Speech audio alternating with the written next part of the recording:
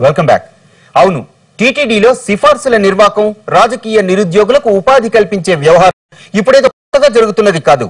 TTD chairman గా ఎవరు కూర్చున్నా వాళ్ళు భక్తుల గురించి ఆలోచించి ఉంటే ఈ దుస్థితి వచ్చేదే కాదు. కానీ ఆ పీఠాన్ని అడ్డం పెట్టుకుని రాజకీయ గడుపుకుంటున్న వాళ్ళకే ఆ స్థానం దక్కుతోంది తప్ప అచ్చమైన ఆధ్యాత్మిక భావనతో శ్రీవారికి సేవ చేద్దామనే వాళ్లకు బోర్డు దరిదాపుల్లో కూడా ఎంట్రీ దొరకడం లేదు.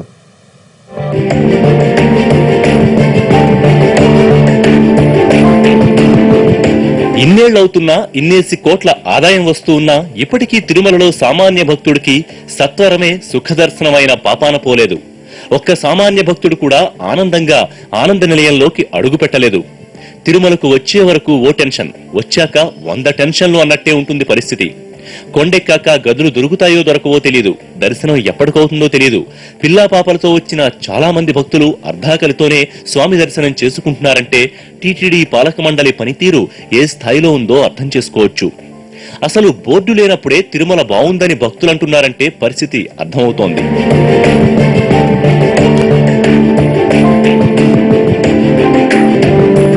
భక్తులకు శ్రీవారి దర్శనం తప్ప రాజకీయాలక్కర్లేదు. భక్తులు పట్టించుకోవడం లేదు కాబట్టి టీటీడీ కూడా సౌకర్యాల విషయంలో నిమ్మకు నీరెత్తినట్టు వ్యవహరిస్తోంది. టీటీడీలో రాజకీయ జోక్యం మొదలైనప్పటి నుంచే పరిపాలన తీరే మారిపోయింది. ఎందుకంటే ఎక్కడ రాజకీయ జోక్యం ఉంటుందో అక్కడ అవినీతి రాజ్యమేలుతుంది. గడిచిన 10 ఏళ్లలో టీటీడీలో ఎన్నో స్కాములు జరిగాయి. ఆర్జిత సేవల టికెట్లు అమ్ముకున్నారు, ఆన్లైన్ టికెట్లలో మోసాలు జరిగాయి. ఇలా చెప్పుకుంటూ పోతే ఎన్నో స్కాములకు తిరుమల వేదికగా మారిపోయింది. పరిస్థితి ఇలాగే కొనసాగితే దేవుడు అన్న భావన తొలగిపోతుంది. గత 2 దశాబ్దాలుగా ఉన్న అందరూ చైర్మన్లు ఇలాగే వ్యవహరించారు. అసలు ఆధ్యాత్మికతకు ఆమడ దూరంలో ఉన్న వాళ్లు సిఫార్సులు, ఒత్తిళ్లతో టీటీడీ చైర్మన్ పదవిని దక్కించుకుంటున్నారన్న విమర్శలు ఎప్పటి నుంచో ఉన్నాయి. అందరికీ ఎందుకు టికెట్లు కేటాయించాలి? అవసరమా? వీళ్ళందరూ భగవంతుడు సేవ చేస్తానని వాలంటరీగా వచ్చిన వీళ్లకు టికెట్లు కేటాయించాల్సిన అవసరం ఏమిటి? ఈ టిక్కెళ్లు మళ్లీ వాళ్ళు అమ్ముకుంటమేగా, మళ్ళా కోట్ల రూపాయలకు, లక్షల రూపాయలకు అమ్ముకుంటున్నారు. ఇదంతా చాలా ఓపెన్ గా తెలిసినటువంటి విషయం. అట్లాంటి దాన్ని ఏదో కప్పిపుచ్చుకుని మేము సేవ చేస్తాము, లేకపోతే మేము దాన్ని అభివృద్ధి చేస్తాం, అభివృద్ధి చేయను నేను చెప్పట్లా, చేస్తారు. కానీ అంతే అభివృద్ధిగా వాళ్ళ యొక్క ధనాన్ని కూడా ఆర్జించడం జరుగుతోంది. గతంలో టీటీడీ చైర్మన్ గా చేసిన సుబ్బిరామిరెడ్డి కాంగ్రెస్ పార్టీకి, రాజీవ్ గాంధీ కుటుంబానికి అత్యంత సన్నిహితుడు. ఆ పరిచయమే ఆయనకు టీటీడీ చైర్మన్ పదవి కట్టబెట్టిందన్న విమర్శలున్నాయి. ఇక తర్వాత వైఎస్ హయాంలో టీటీడీ చైర్మన్ గా ఉన్న భూమన కరుణాకర్ రెడ్డి సోనియా గాంధీని ప్రసన్నం చేసుకుని అక్కడి నుంచి సిఫార్సులు తీసుకొచ్చి టీటీడీ చైర్మన్ పదవి కొట్టేశారన్న విమర్శలున్నాయి.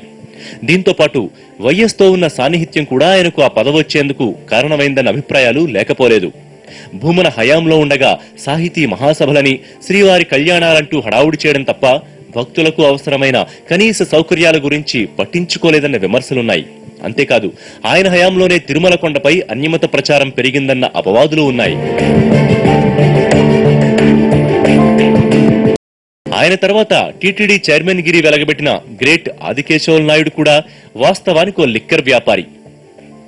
ఆయన్ని తీసుకొచ్చి టీటీడీ చైర్మన్ చేశారు. ఆయన నేపథ్యానికి ఈ పదవికి ఏమాత్రం పొంతన కుదరదు. కానీ రాజకీయాల్లో ఇలాంటివి కామన్ అన్నట్టుగానే వ్యవహారం నడిచింది. ఇలాంటి నేతలంతా చైర్మన్లు అయ్యాక విఐపి దర్శనాలకు సిఫార్సు లెటర్లు ఇవ్వడం, పెద్దోళ్లను దగ్గరుండి దర్శనానికి తీసుకెళ్లడం తప్ప సామాన్య భక్తుల గురించి పట్టించుకోవడమే మానేశారు. కొందరు చైర్మన్లు నేరుగా అవినీతికి పాల్పడకపోయినా తమ వ్యాపార ప్రయోజనాలకు ఈ పదవిని వాడుకున్నారు. ఎవరి అవసరాలకు వాళ్లు పదవుల్ని అడ్డంగా వాడుకున్నారు. ఇలా ఆధ్యాత్మిక భావనలున్న నేత కాదు, కనీసం ఆధ్యాత్మిక సంబంధ ఆలోచన ఉన్న వాళ్లకు కూడా మండలిలో చోటు దక్కడం లేదు. వీళ్లంతా బోర్డు వ్యవహారాలను పక్కదారి పట్టిస్తే గతేడాది వరకు ఆ సీట్లో ఉన్న కనుమూరి బాపిరాజు లాంటి వాళ్లు టీటీడీ బోర్డును ఏకంగా భ్రష్టు పట్టించారు. తిరుమల సందర్శించిన ఏ ఒక్క భక్తుడికైనా కనుమూరి ఉపయోగపడ్డా అంటే సమాధానం శూన్యం. ఆఖరికి అవినీతిని కొండ మీద నుంచి కమోడ్ల వరకు తీసుకొచ్చేశాడు కనుమూరి. కొండ మీద ఫినాయిల్ కాంట్రాక్టుల్లోనూ బోర్డు సభ్యులు లంచాలు మెక్కారన్న విమర్శలొచ్చాయంటే పరిస్థితి అర్థం చేసుకోవచ్చు.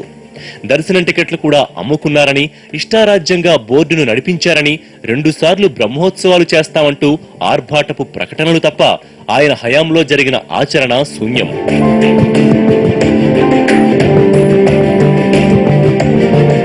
వాస్తవానికి స్థాయి పదవిలో రాజకీయాలతో సంబంధం లేని వాళ్ళు ఉండాలి. కానీ గత కొన్నేళ్లుగా టీటీడీ చైర్మన్ పదవి రాజకీయ నిరుద్యోగ ఎంప్లాయ్మెంట్ సెంటర్ గా మారిపోయింది. గతంలో టీటీడీ చైర్మన్ వరకే ఉండే సిఫార్సులు ఇప్పుడు పాలక మండలి సభ్యుల వరకు విస్తరించాయి. ఇలా సిఫార్సులతో సీట్లో కూర్చున్న ప్రతి ఒక్కరూ తమ పేరు మీద సిఫార్సు లేఖలు రాయడానికే ఉపయోగపడుతున్నారు. ఇక చైర్మన్లంతా దగ్గరుండి వీఐపీలకు దర్శనాలు చేయించడానికి ఉపయోగపడుతున్నారు, పైరవీలు చేయడానికి పనికొస్తున్నారు. దర్శనం లెటర్లు ఇచ్చి తమ దర్జా చాటుకోవడం తప్ప కొత్తగా చేస్తోందేదీ లేదు. అసలు ఆధ్యాత్మిక భావనతో సేవ చేద్దామని వచ్చేవాళ్లు బోర్డులో ఒక్కరూ ఉండరు. ఒకవేళ అలాంటి వాళ్ళు వచ్చినా మన నేతలు ఉండనివ్వరు. ఎందుకంటే వారి ప్లేసులో తమ రాజకీయ నిరుద్యోగికి అధికార ఉపాధి చూపించుకోవచ్చు కదా.